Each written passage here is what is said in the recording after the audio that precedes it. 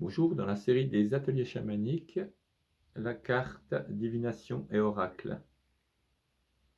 Donc cette carte, avec évidemment le troisième œil qui est important, et puis le ventre qui capte toute cette intention, ce point Tian chez les Chinois qui capte l'essence, qui envoie ces filaments d'énergie et qui capte tout. On est vraiment dans un atelier de captation. On va saisir, on va recevoir, vraiment sortir les antennes, sortir toutes ces antennes pour capter.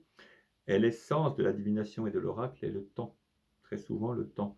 Parce qu'on demande un renseignement, une information, quelque chose sur un futur. Pris dans notre sens habituel occidental de linéaire, ça n'a pas beaucoup de sens. D'ailleurs, on en fait des livres, des films avec des non-sens, avec des problèmes, des choses qui ne fonctionnent pas, qui sont vraies et fausses en même temps, qui viennent heurter le rationnel, parce qu'on est sur un système rationnel. Le temps n'est pas une ligne. Le temps, c'est un océan, c'est un bain dans lequel on est. Et dans ce bain, il y a des courants d'eau comme dans la mer. Nous sommes dans un courant, nous suivons ce courant. Si on reste toujours dedans, focalisé sur notre bateau, on croit que c'est le seul. Mais si on plonge vraiment, on ressort autre part. Il y a des courants sous-marins, on ressort, on revient. On ressort peut-être à un endroit qui était avant où on était. Du coup, on peut aller dans tous les sens. Euh, Vraiment, ce qui est important dans ce temps, c'est d'en saisir le fonctionnement un peu en nuage. C'est un nuage de temps. Ce sont des événements séparés que l'on regroupe, où on fabrique un peu une linéarité. Réellement, on fabrique une linéarité. C'est un concept complexe, mais essayez de vraiment de saisir cette bulle, ce nuage, vraiment nuage, comme les nuages informatiques de temps. Et on va, de temps en temps, aller jeter un œil là, jeter un œil là, jeter un œil derrière. Essayez justement avec ces outils de divination et d'oracle d'aller jeter un œil. Or, nous ne sommes pas dans un fonctionnement rationnel. Si je fais tout le temps comme ça, que ça marche, je continue à faire comme ça va marcher. Non, ça ne va pas marcher.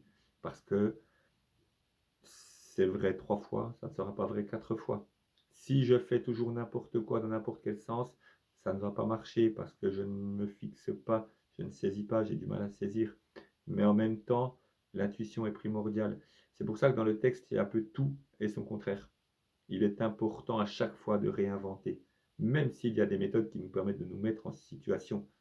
Mais attention au cadrage excessif, ça ne fonctionnera pas dans la divination. Ce sont des vues, ce sont des coups d'œil. Pour les outils, le choix est infini. Je peux prendre une poignée de gravier par terre et m'en servir, ça fonctionnera très bien. L'outil n'est pas l'objet de divination. Nous sommes l'objet, nous sommes celui qui agit.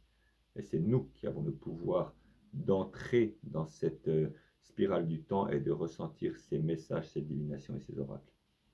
Ne jamais le perdre de vue. Pardon, toujours le garder en vue. Gardez bien en vue que c'est vous qui avez ce pouvoir. Ça n'est pas l'objet. Si un objet que vous connaissez, que vous avez fabriqué, qui est vraiment très personnel ou que vous aimez bien, fonctionne bien, alors oui, on l'utilise évidemment. Évidemment. Mais on ne se focalise pas dessus. Si un jour il ne veut pas, si on le perd, si on doit le laisser, c'est ainsi. Et on travaille avec notre sensation du temps. C'est très ouvert. C'est un atelier très ouvert, vraiment. Tout va aider, tout fonctionnement va aider à faire de bonnes divinations, de bons oracles. Et pas obligatoirement pendant des heures, ça peut être très rapide. À vous de vous adapter, à vous de travailler avec ce temps. Bon atelier.